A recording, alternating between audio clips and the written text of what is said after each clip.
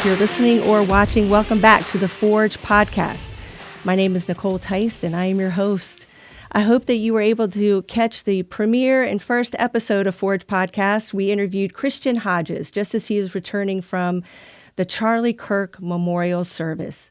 If you haven't heard it, please go back and give a listen and tune in with some of the young people in your life. We've gotten great feedback about it. Anytime you had feedback about any of our episodes going forward, please just drop a comment on whatever platform you're listening, and be sure to like and subscribe.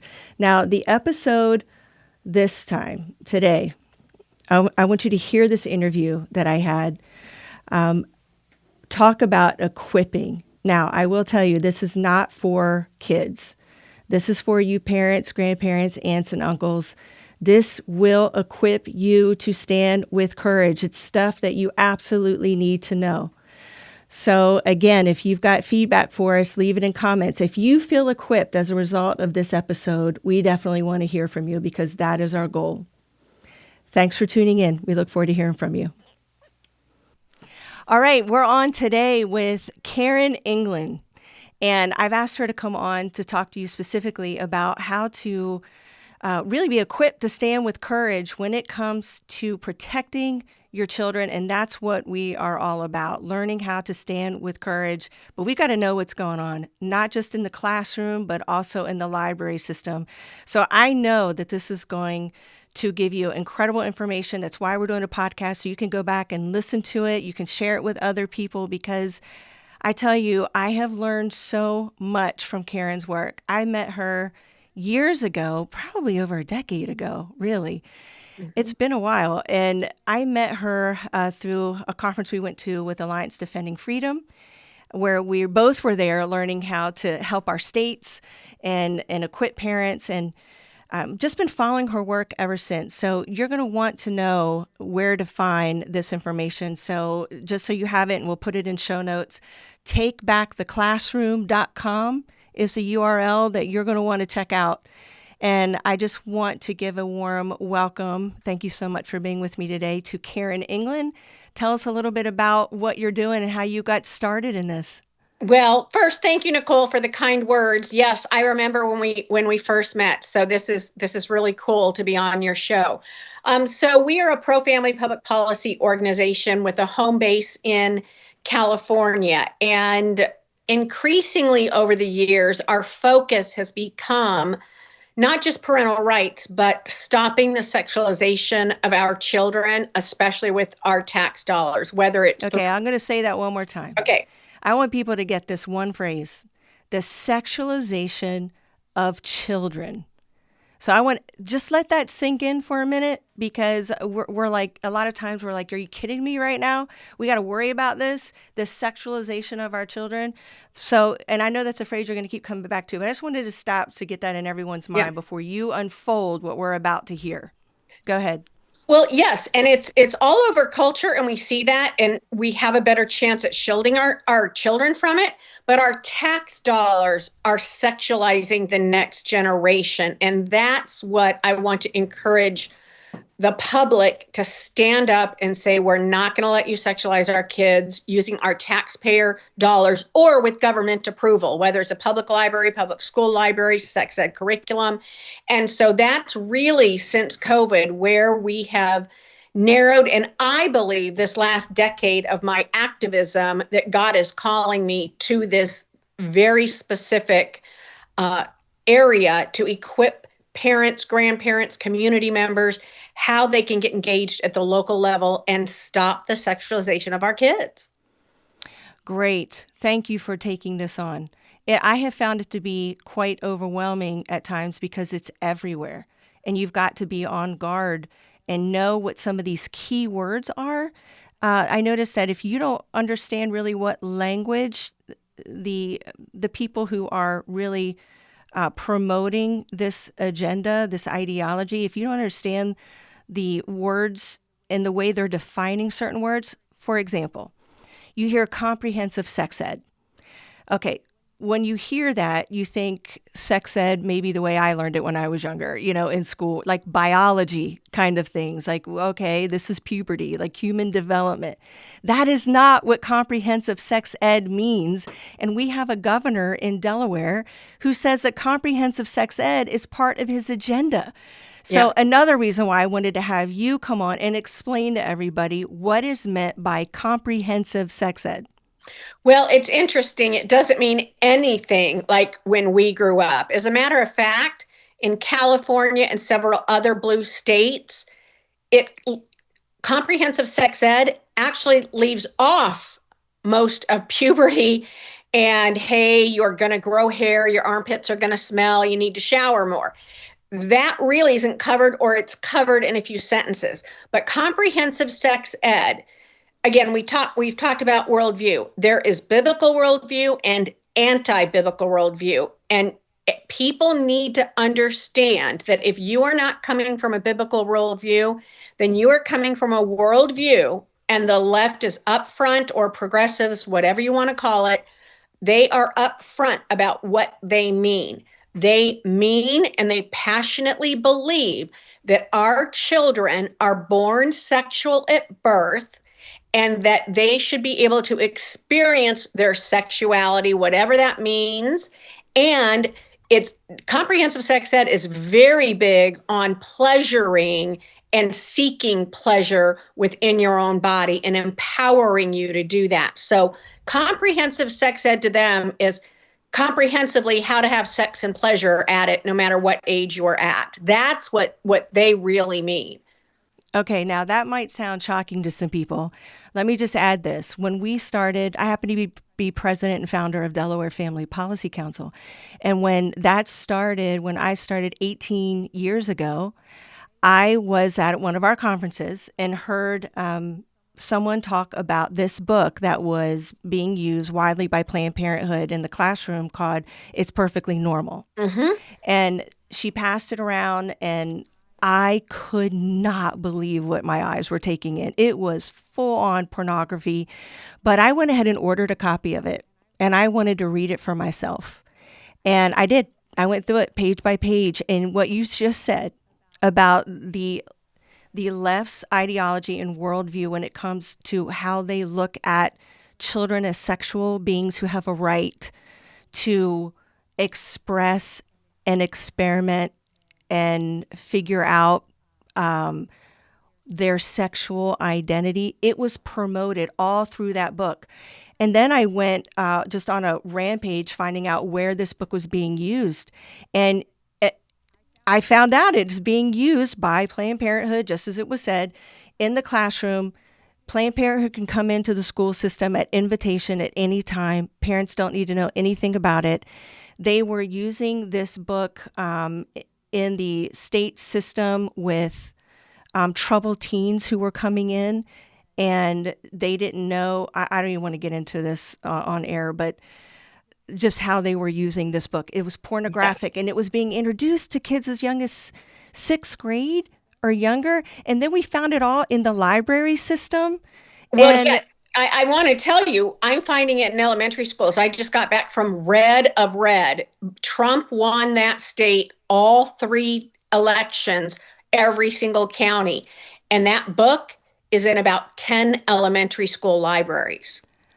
Elementary. okay, I think parents need to definitely go and understand what we're talking. I'll just say this.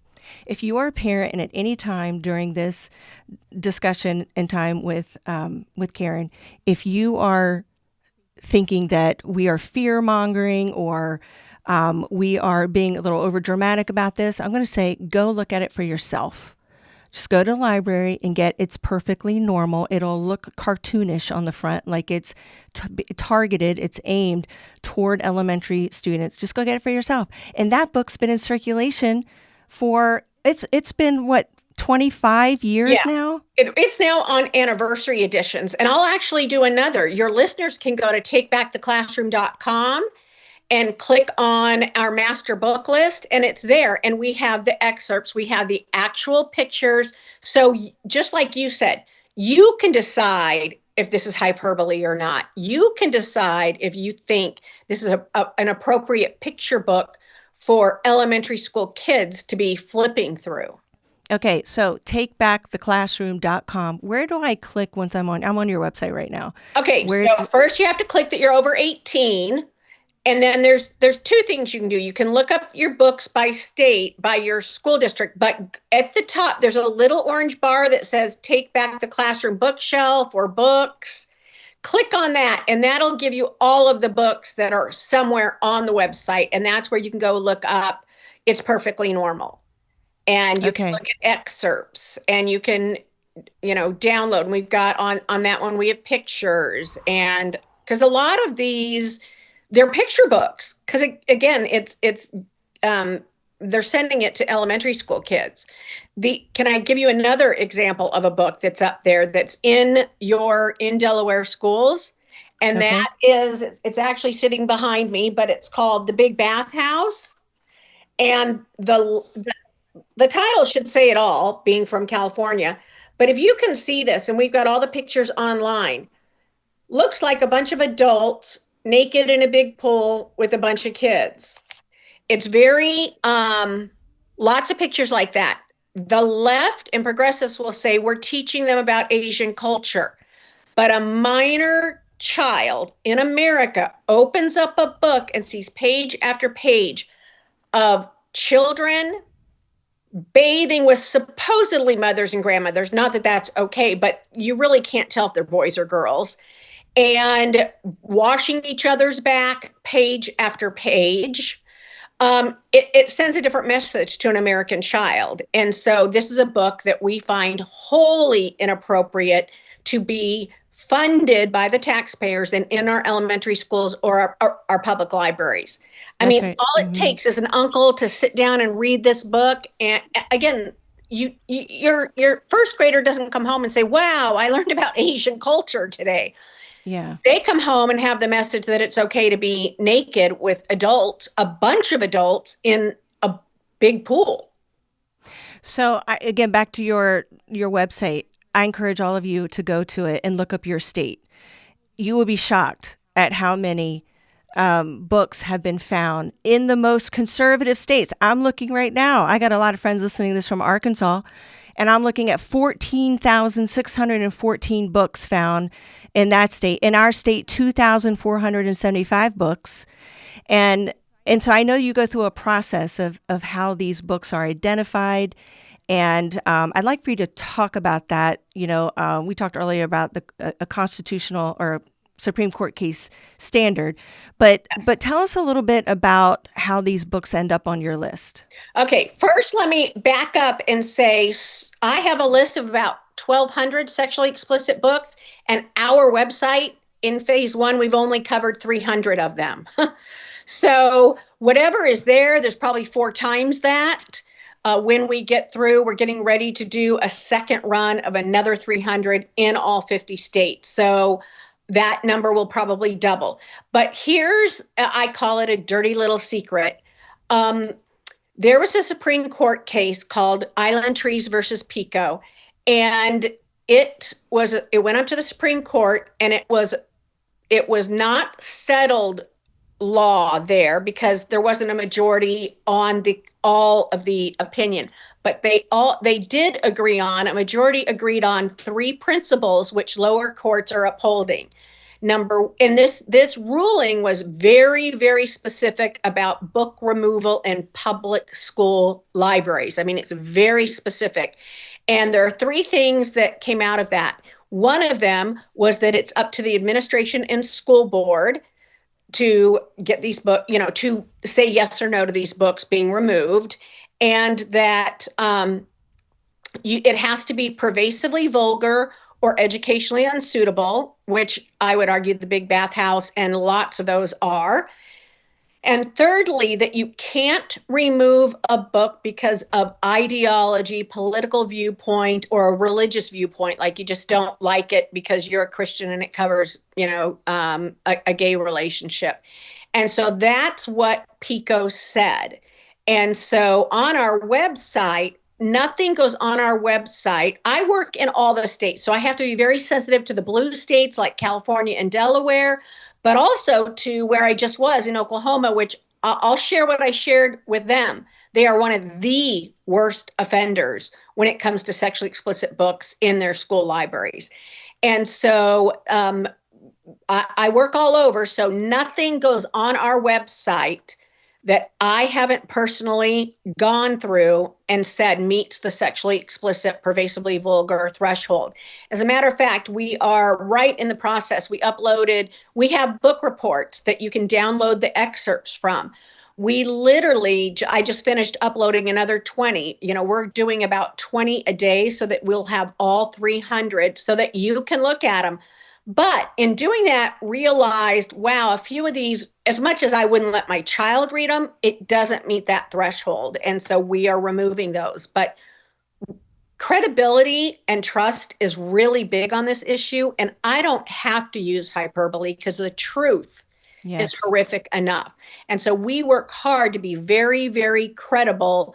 If for some reason, something gets on there, but everything goes through me personally because our credibility is on the line and the truth is bad enough. Okay. So we've covered now what language to look out for, okay, with comprehensive sex ed. We know that a lot of these books, I can say this in my experience in talking with parents every year since I've been doing this, a lot of these books will come through the literature in English and AP courses. Yep.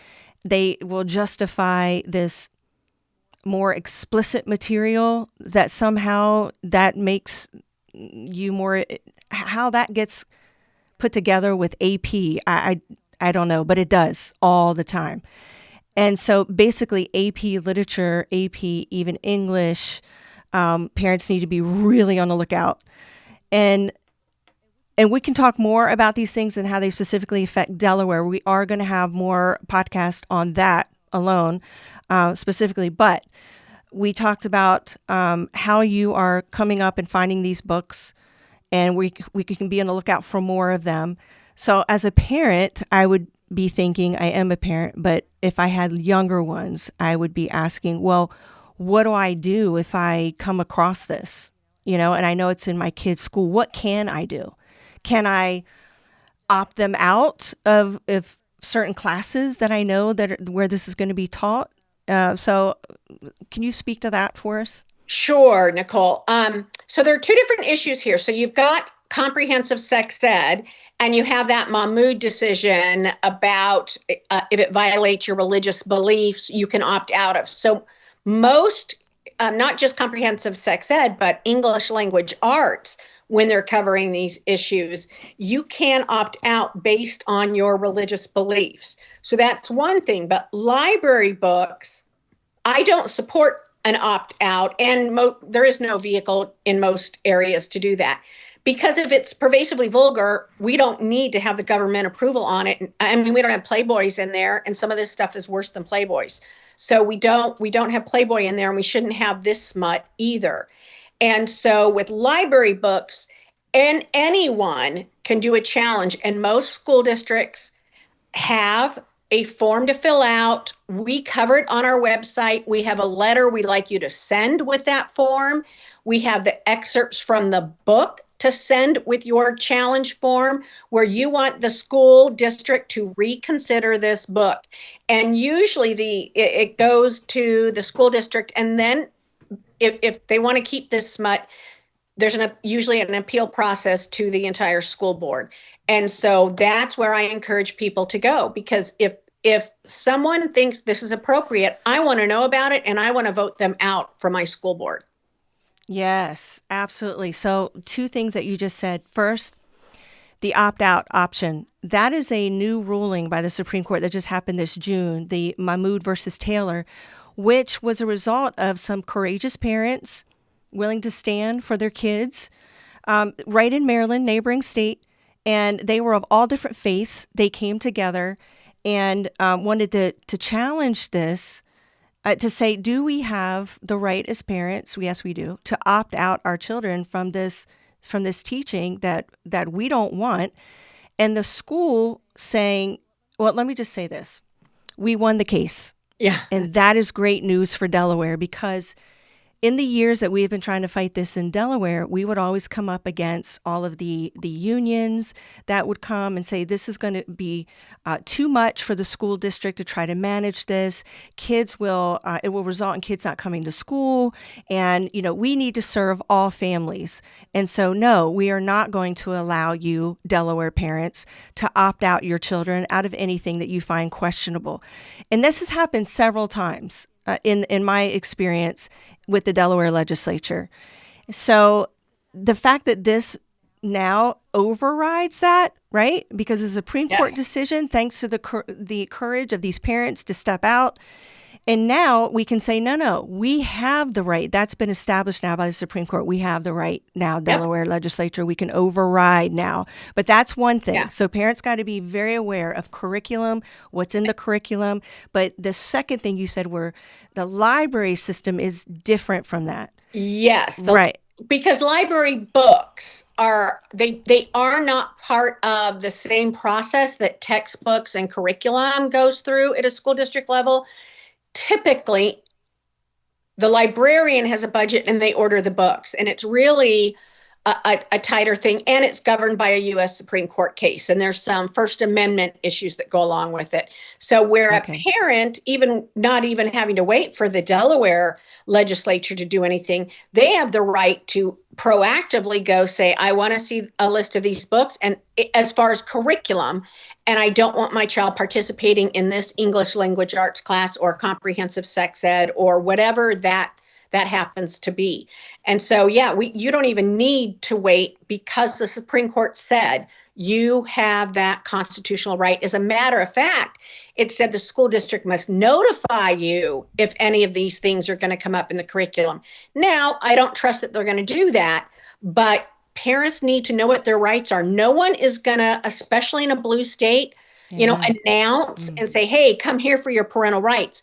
We need to take them back and exercise them, or they're gonna lay flat, because they genuinely believe our kids belong to them, and it's a partnership, not that they're Yeah, working for us, the parents, and we're allowing our children to be in their authority for a certain amount of time. They really think they're co-parenting.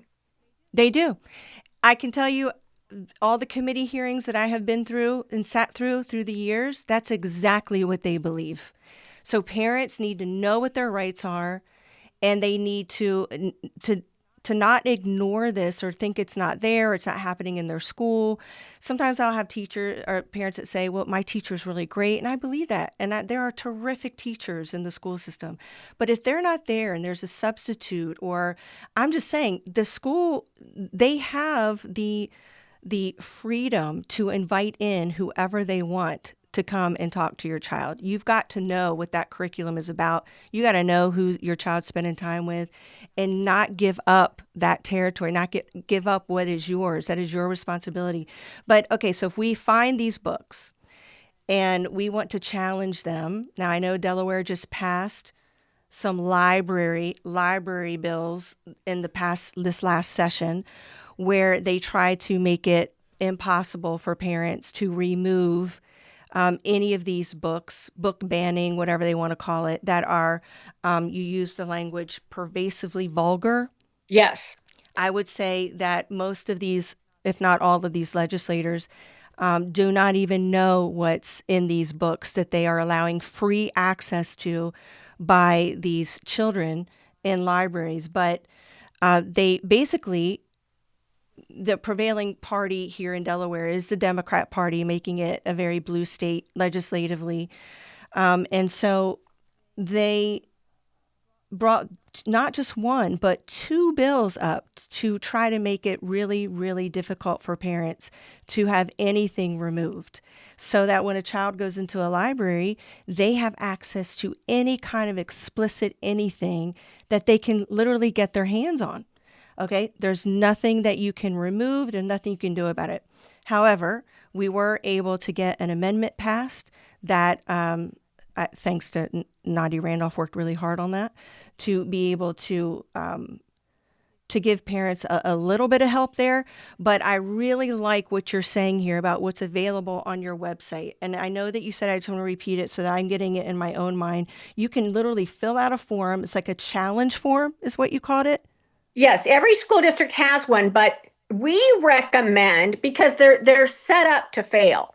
So usually they want you to check some boxes, blah, blah, blah. So what we recommend is that you, on that form, you say, see attached, see attached, see attached to everything. And don't, I mean, you have to fill out the form. And then you attach our draft letter that says these books are pervasively vulgar, this school, and we want them reconsidered. And we actually handle the one objection, Nicole. Well, there's lots of objections, but we get, especially from the ninth grade, the English lit teachers, and it's that this is germane to the story, or it's Yes. yes, it's got literary value. So in our letter, we actually say you may claim this is germane to the story or has literary value. However, and depending on the book, you can put having a graphic incest scene is not appropriate for minors, no matter how germane it is to the story. Right. It's never okay to expose minor children to that.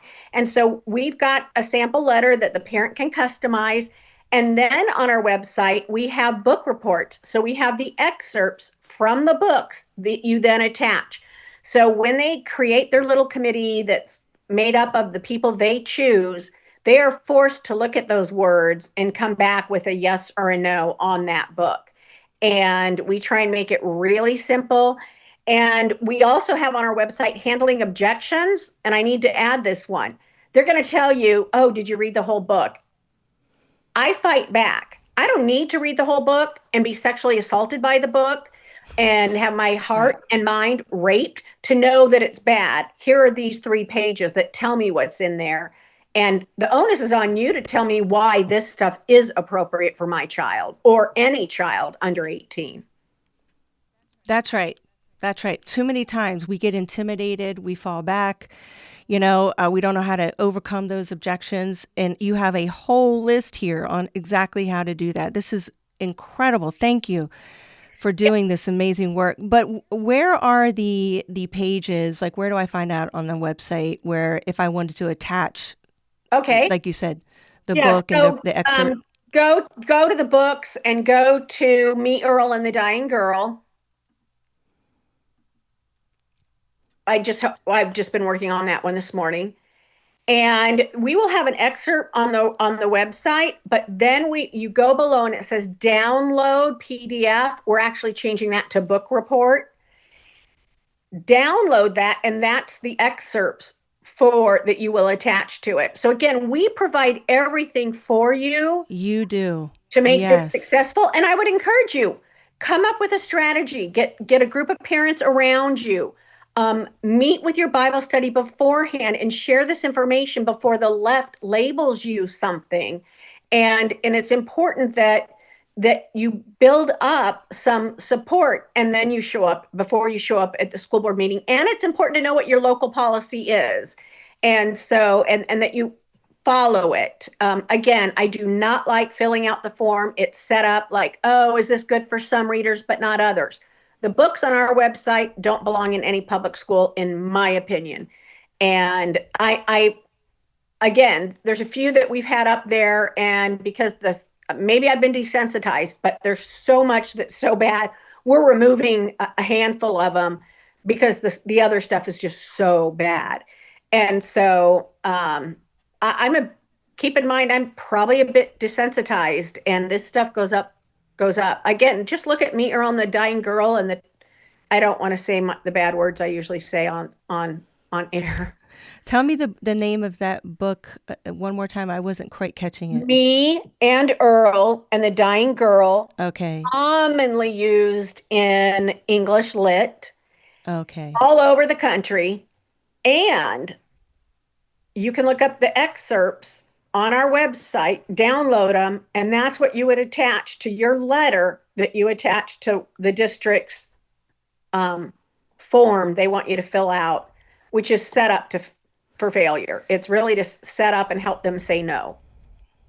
This I is also want fantastic work. I feel very equipped. I feel appalled and I'm angry and I feel very equipped. And it's an amazing range of emotions here. But I'm looking at some of these, Karen, and there have been movies made from some of these books. yes. Are they explicit movies? Well, I'm just going to throw out a few for you. The Art of Racing in the Rain, Push. Actually, me and Earl and the Dying Girl have all become motion pictures. Here's the dirty little secret. In order to make The Art of Racing in the Rain, I think that's a PG or a PG-13, they had to take out a lot of the sexual content. Push would be X-rated as the book is, but the movie, and it's also the movie was called Precious, so sometimes the book is called Precious as well. They had to take out much of the graphic sexuality that is still remains in the books in our school libraries. So they've got to remove it, but for our minor children, it's okay to read. So your child could be assigned to read something that is 100% pornographic, sexually explicit, right in school, starting as early as sixth grade, Yep. No, and absolutely. And you don't know anything about it. no, and if you look at the book cover of The Art of Racing in the Rain, it's a cute Labrador puppy on the front. But basically, he's recounting his owners having sex in several scenes from the dog's point of view. And so it looks like a great book. Oh, you're going to be so happy. My son's reading a chapter book. The Art of Racing in the Rain. Look at that cute little Labrador on there. And it's anything but innocent. And they plan this. Looking for Alaska, which is commonly assigned in freshman English, has nothing to do with the state of Alaska. It has to do with a loose girl named Alaska. Okay. Well, I appreciate how these books are in alphabetical order. So, parents, please, grandparents, go check this out. This website is so equipping. Takebacktheclassroom.com. Know that these books are accessible to your kids. They are often assigned in curriculum. They are accessible in the libraries. You have given us such good action steps to take with this challenge form, how to attach the excerpts.